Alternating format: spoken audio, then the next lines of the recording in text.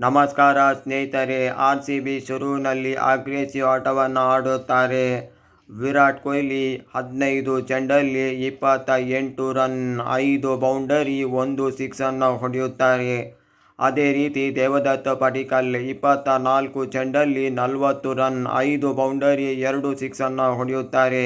ಇವರಿಬ್ಬರು ಪೆವಿಲಿಯನ್ ಹೋದ ಮೇಲೆ ಕಡೆಯಲ್ಲಿ ರೊಮಾರಿಯೋ ಶೆಫರ್ಡ್ 12 ಚೆಂಡಲ್ಲಿ 17 ರನ್, 2 ಸಿಕ್ಸನ್ನು ಹೊಡೆಯುತ್ತಾರೆ. ಅದೇ ರೀತಿ ಕಡೆಯಲ್ಲಿ ಭುವನೇಶ್ವರ್ ಕುಮಾರ್ 15 ಚೆಂಡಲ್ಲಿ 15 ರನ್, 2 4 ಹೊಡೆಯುತ್ತಾರೆ. ಸೂಪರ್ ಆಟವನ್ನು RCB ತಂಡದ ಪರವಾಗಿ ಆಡುತ್ತಾರೆ. 155 ರನ್ ಬರಲಿಕ್ಕೆ ಇವರಿಬ್ಬರು ಕಡೆಯಲ್ಲಿ ಹೋರಾಟವನ್ನು ಕೊಟ್ಟರು. 19.2 ಓವರ್ನಲ್ಲಿ RCB ಆಲ್ಔಟ್ ಆಯಿತು. GT ತಂಡದ ಪರವಾಗಿ 5 ಮಂದಿ ವಿಕೆಟ್ ತೆಗೆದಿದ್ದಾರೆ. ಅದರಲ್ಲಿ ಒಬ್ಬ 3 ವಿಕೆಟ್ ತೆಗೆದಿದ್ದಾನೆ. ಅರ್ಷದ್ ಖಾನ್ 3 ವಿಕೆಟ್, ಇನ್ನು ಇಬ್ಬರು 2 ವಿಕೆಟ್ ತೆಗೆದಿದ್ದಾರೆ.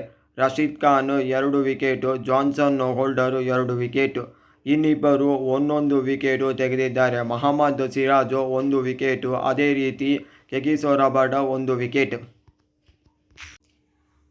GT ತಂಡದ ಪರವಾಗಿ ಶುರುವಿನಲ್ಲಿ ಅಗ್ರೆಸಿವ್ ಆಟ ಬರುತ್ತೆ.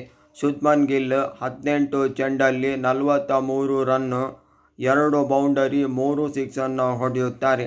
ಅದೇ ರೀತಿ ಜಾಸ್ ಬಟ್ಲರ್ 19 ಚೆಂಡಲ್ಲಿ 39 ರನ್, 2 ಬೌಂಡರಿ, 4 ಸಿಕ್ಸನ್ನು ಹೊಡೆಯುತ್ತಾರೆ. ಅದೇ ರೀತಿ ಕಡೆಯಲ್ಲಿ ರಾಹುಲ್ ತಿವಾಟಿಯಾ 17 ಚೆಂಡಲ್ಲಿ 27 ರನ್, 4 ಬೌಂಡರಿಯನ್ನು ಹೊಡೆದು ತನ್ನ ತಂಡಕ್ಕೆ ಗೆಲುವಿನ ಓಟವನ್ನು ಕೊಡುತ್ತಾರೆ. 15.2 ಓವರ್ನಲ್ಲಿ 155 ರನ್ನನ್ನು ಚೇಸ್ ಮಾಡಿ ಬಿಸಾಕುತ್ತೆ. RCB ತಂಡದ ಪರವಾಗಿ 3 ಮಂದಿ ವಿಕೆಟ್ ತೆಗೆದಿದ್ದಾರೆ. Bhuvneshwar Kumar 3 wicket, Romario Shepherd 2 wicket, Suyash Sharma 1 wicket.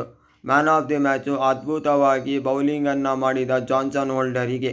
ಇದೇ ರೀತಿ ಕನ್ನಡದಲ್ಲಿ ಸ್ಪೋರ್ಟ್ಸ್ ಕಾಂಟೆಂಟ್ ಬೇಕಂದರೆ ನನ್ನ ಚಾನಲ್ಗೆ ಸಬ್ಸ್ಕ್ರೈಬ್, ಲೈಕ್ ಹಾಗೂ ಕಾಮೆಂಟ್ ಕೂಡ ಮಾಡಿ. RCBಗೆ 3ನೇ ಸೋಲು ಇದು.